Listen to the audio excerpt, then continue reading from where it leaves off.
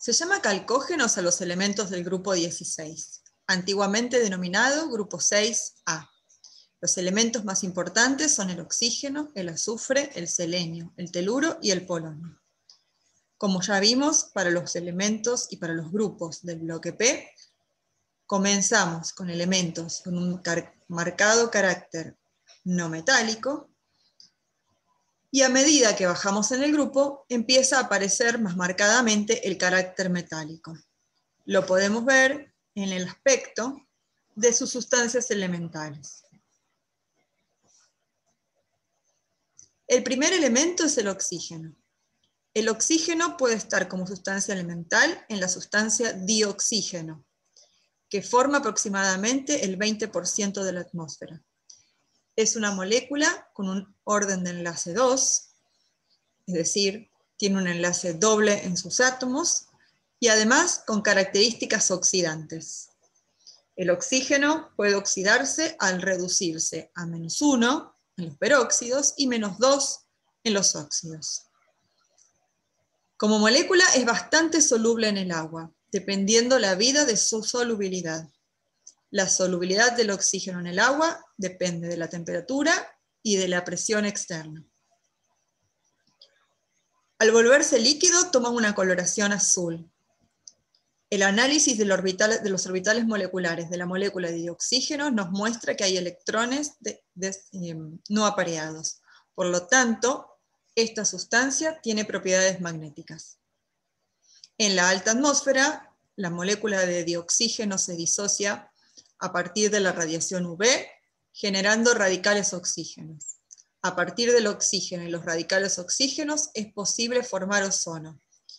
El ozono es una sustancia bastante más oxidante y reactiva que el dioxígeno.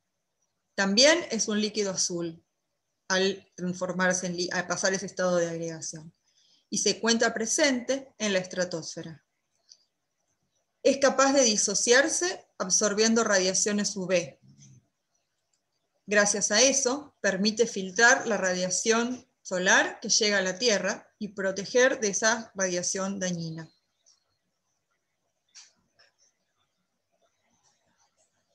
El azufre como sustancia elemental tiene muchos alótropos, como vimos para los segundos elementos o primeros elementos no metálicos de los grupos. Algunos son más estables que otros. El azufre común es el azufre monoclínico, pero también se encuentran otras variedades. Su molécula es octatómica y tiene forma de corona. El azufre elemental puede reaccionar generando, por ejemplo, los sulfuros de los metales, ya que puede actuar como agente levemente oxidante. También es dismutable en medio básico, como el fósforo y como los halógenos.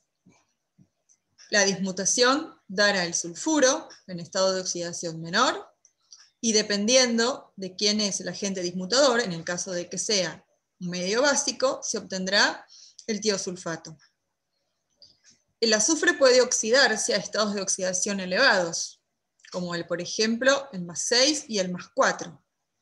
Con un oxidante moderado como el oxígeno se formará el dióxido de azufre en una reacción de combustión. Si lo enfrentamos al ácido nítrico, que es un agente oxidante fuerte, es posible llevarlo a su estado de oxidación +6 en medio ácido, dando ácido sulfúrico. Aparece nativo y se extrae de las minas. Recuerden que el azufre también forma parte de muchos minerales, al combinarse con los metales correspondientes según la clasificación de Goldsmith. Los demás elementos son menos importantes, pero tienen sus propiedades. El selenio tiene cierta variedad alotrópica, una variedad más parecida a su carácter no metálico y una variedad conductora metálica. El teluro ya es netamente un metal. Y el polonio no tiene isótopos estables, por lo tanto todos sus isótopos son radioisótopos. Se puede obtener a partir del bombardear bismuto con neutrones o por desintegración radiactiva del uranio y del torio. ¿Cómo preparamos estas sustancias elementales? En el laboratorio el oxígeno se puede obtener por la descomposición del óxido mercúrico o de clorato de potasio, o, por ejemplo, el peróxido de bario. Industrialmente, a lo mismo que el nitrógeno, se obtiene por la destilación del aire.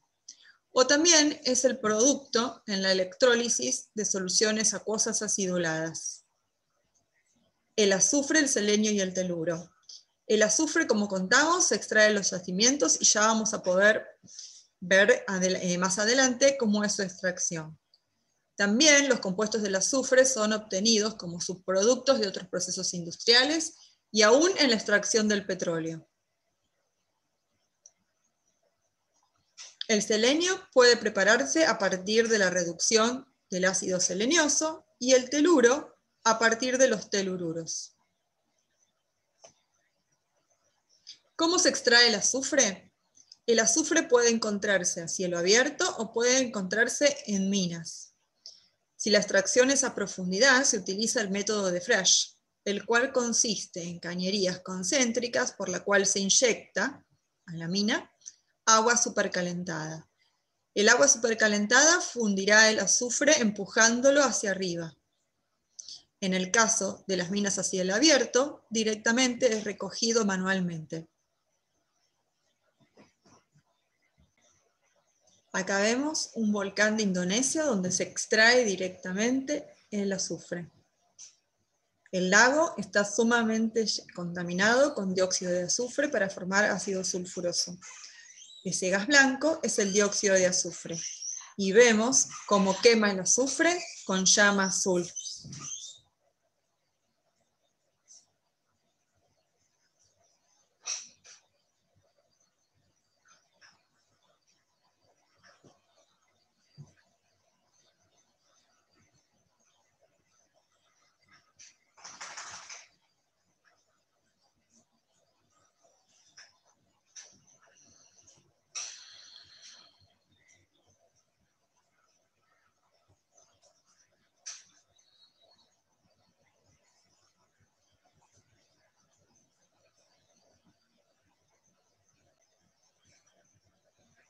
Pasemos a los compuestos de los elementos del grupo 16. El oxígeno se combina con el hidrógeno para dar el agua. El agua es una sustancia única. Tiene propiedades que la diferencian de otras sustancias conocidas. Es líquida a temperatura ambiente gracias a la intensidad de las interacciones puente de hidrógeno. Tiene una densidad mayor en estado líquido que en estado sólido. Eso permite la existencia de la vida en el caso de que el hielo es capaz de flotar sobre el agua y permanecer líquida por debajo, conservando la vida acuática. Tiene la propiedad de ser ácido y ser básico. Además, es capaz de complejar los iones de muchísimos compuestos. Otro hidruro del oxígeno de importancia es el peróxido de hidrógeno. El peróxido de hidrógeno, o comúnmente agua oxigenada, es un agente oxidante moderado muy utilizado, incluso en medicina.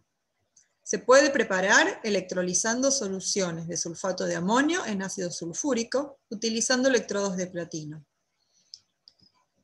Esto genera el persulfato, que hidrolizándose va a generar el agua oxigenada.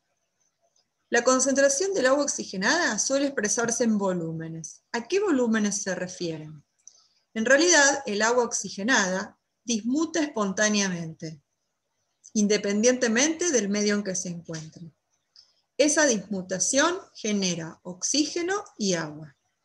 Por lo tanto, cuando descompone un volumen de agua oxigenada para dar 10 volúmenes de oxígeno medido en condiciones normales de presión y temperatura, tenemos una concentración de 10 volúmenes. El agua oxigenada, al ser inestable, solo puede ser conservada durante cierto tiempo,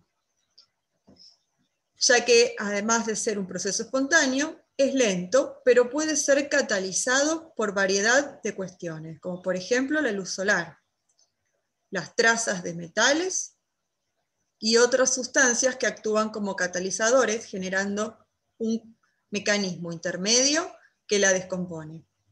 Por lo tanto, las soluciones concentradas de agua oxigenada suelen llenarse de burbujos de oxígeno que denotan su dismutación. En el laboratorio se puede preparar a partir de peróxido de bario con ácido sulfúrico. La precipitación de sulfato de bario, una sal muy insoluble, genera el peróxido de hidrógeno. El agua oxigenada, contábamos, se utiliza como un agente oxidante moderado. Pensemos que en el agua oxigenada el oxígeno tiene estado de oxidación -1. Por lo tanto, podría llegar a oxidarse, pero también podría llegar a reducirse. Así que presenta cierto carácter oxidante y cierto carácter reductor en ambos medios. Como ácido, presenta una acidez muy débil.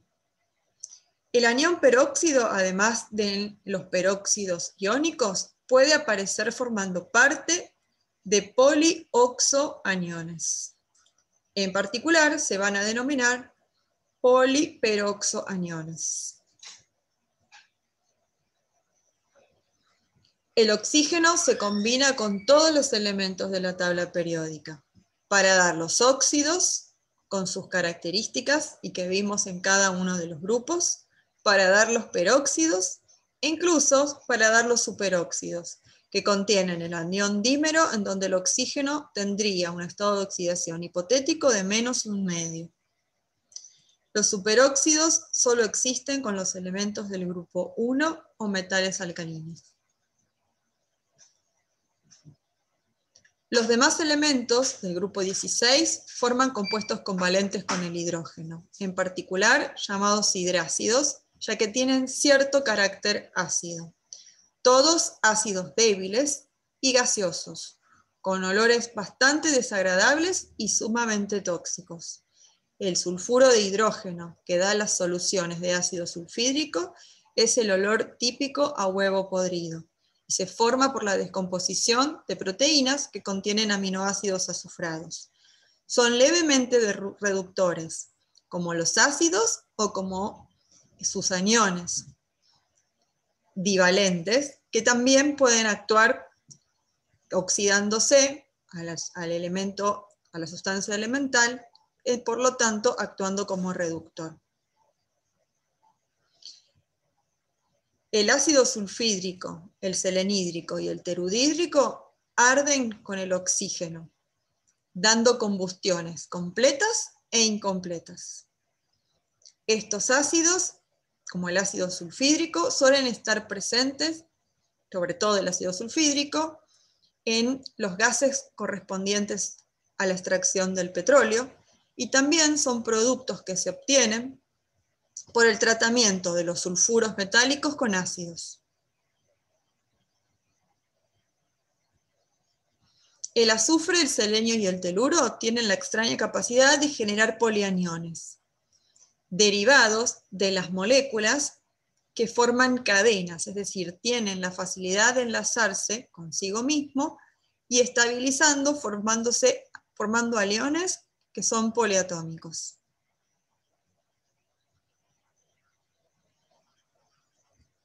Los óxidos del azufre son de importancia. En particular, tenemos dos: el dióxido de azufre y el trióxido de azufre, menos frecuente. Pensemos que los elementos del grupo 16 van a tener estados de oxidación correspondientes a su configuración electrónica externa. -2 cuando aceptan 2 electrones. Ese estado de oxidación pertenece a todos los elementos, formando el calcogenuro. El estado de oxidación +4 implicaría perder los 4 electrones en los orbitales p, y el estado de oxidación +6, el más alto, implicaría perder todos los electrones de la configuración electrónica externa. Como vimos en los demás grupos del bloque P, el estado de oxidación más alto es más estable en los primeros elementos, salvo para el oxígeno, que no adquiere estados de oxidación positivos porque tiene una gran electronegatividad, y el estado de oxidación más bajo suele ser más estable en los elementos más pesados. En el Dióxido de azufre, el azufre tiene estado de oxidación +4. El dióxido de azufre se forma por la combustión directa del azufre o de compuestos orgánicos azufrados. Muchos combustibles pueden tener combustibles no tratados, pueden liberar dióxido del azufre al ambiente. Es un gas blanco que condensa. Es muy soluble en agua, dando lo que antiguamente se conocía como ácido sulfuroso. Es un subproducto, es la materia prima, es un subproducto, ¿sí?, de la pirometalurgia en la tostación de los metales, de los sulfuros de los metales para poder obtener los metales a través de la reducción de sus óxidos. Y también es la materia prima para la obtención de una sustancia industrial sumamente importante como el ácido sulfúrico. El dióxido de azufre, contábamos, es muy soluble en agua. Se pensaba que daba la molécula de ácido sulfuroso, molécula que no existe en realidad, ya que es una jaula o clatrato de moléculas de agua que ocluyen la molécula de dióxido de azufre disuelta. Por lo tanto, la disociación de este ácido sulfuroso, que es considerado como una especie de ácido débil, debería describirse a partir del dióxido de azufre exclusivamente. Aún así, los hidrógenos sulfitos y los sulfitos, las sales derivadas, son conocidas y muy extendidas. El ácido sulfuroso o el hidrógeno sulfito, ya sea expresado como molécula o no, tiene un poder reductor típico. Es capaz de reducir muchas especies conocidas en el laboratorio. ¿Cómo se prepara el dióxido de azufre? Quemando directamente el azufre, revirtiendo el equilibrio ácido-base en donde tengamos la presencia de sulfitos, o también como producto de la acción del ácido sulfúrico, que es un ácido fuerte y que tiene un cierto carácter oxidante, moderado, cuando está concentrado y en caliente. Y como mencionábamos antes, es el subproducto de la tostación de muchos sulfuros minerales. El trióxido de azufre es menos estable y es muy reactivo. Se obtiene a partir de la oxidación del dióxido de azufre por acción del oxígeno. Esta reacción no es muy favorable, tiene una constante bastante baja. Y hay que aplicar los principios de Le Chatelier industriales para poder obtener ese trióxido de azufre, ¿sí? Es decir, hay que calentarla y además hay que usar catalizadores. Es sumamente irritante y corrosivo, mucho más que el dióxido de azufre, y es el producto intermedio en la fabricación del ácido sulfúrico. El selenio y el teluro también tienen sus óxidos, como vimos para los estados de oxidación, +4 y +6. Una característica del dióxido de selenio es que forma polímeros y es un reactivo utilizado en síntesis orgánica.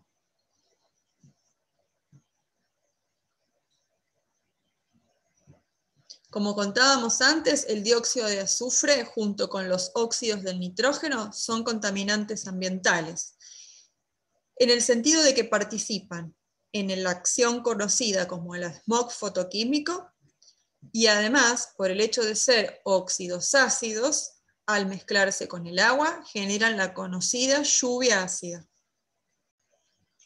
De la combinación del flúor con el azufre se obtiene variedad de fluoruros de azufre.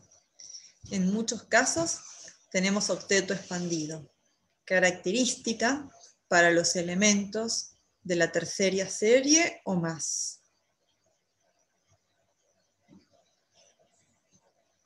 El oxoácido más importante del azufre es sin dudas el ácido sulfúrico. El ácido sulfúrico es un insumo industrial de mucha importancia. Es un ácido fuerte, pero solo en su primer protón, y es un agente deshidratante poderoso. Por eso es sumamente peligrosa su manipulación. Como oxidante, es un agente oxidante moderado y puede presentar ese poder oxidante, sobre todo cuando se encuentra concentrado y en caliente. Por ejemplo, puede atacar el cobre para obtener sulfato de cobre y el producto será dióxido de azufre. Existe también la versión en piroácido denominada ácido disulfúrico, Wollium. Para obtener el ácido sulfúrico es necesario tener una fuente de azufre. Puede ser directamente el azufre o pueden ser dióxidos obtenidos a partir de la tostación de sulfuros o a partir de los gases del petróleo. Una vez que se tiene el dióxido de azufre, se debe convertir a trióxido. Esta reacción dijimos que no era favorable, por lo tanto se hace en un reactor utilizando un catalizador. Luego, el trióxido de azufre debe reaccionar para formar el ácido sulfúrico. A diferencia de los otros óxidos ácidos, el trióxido de azufre no es muy soluble en agua, pero sí lo es en ácido sulfúrico. Por lo tanto, el ácido sulfúrico se recircula para poder disolver el trióxido de azufre gaseoso, generando junto a él el ácido pirosulfúrico o disulfúrico. Al diluir y poner en contacto con agua el pirosulfúrico, se puede generar el ácido sulfúrico, el cual puede alcanzar un 98% masa en masa.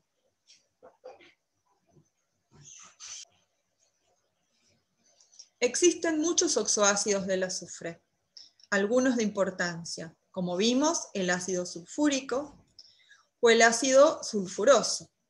En algunos casos, cuando la estructura es cambiada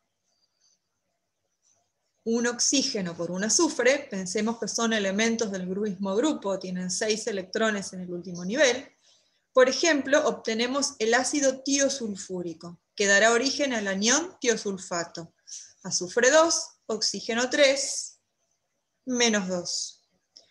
Es posible enlazar azufres consigo mismo, como lo hace el oxígeno. Entonces aparece el ácido ditiónico. O el ácido pirosulfúrico, producto de la deshidratación y unión de 2 moléculas de ácido sulfúrico. Uniendo 2 moléculas de ácido sulfúrico y eliminando una de agua, obtenemos el ácido disulfúrico o pirosulfúrico. En el caso de que haya un enlace peróxido dentro del ácido, tendremos, por ejemplo, el caso del ácido peroximonosulfúrico, ya que tiene un enlace peróxido. O en el caso de que exista un doble anión de azufre, tenemos el ácido peroxidisulfúrico, dando origen al anión persulfato, un agente oxidante muy conocido, dado que es fácil de romper el enlace peróxido. Los aniones tiosulfato y peroxidisulfato son agentes muy conocidos de laboratorio. El tiosulfato es un agente ligante muy común, por ejemplo, para la plata. Es un anión inestable que dismuta a azufre elemental y dióxido de azufre. El persulfato es un buen agente oxidante, reduciéndose a sulfato.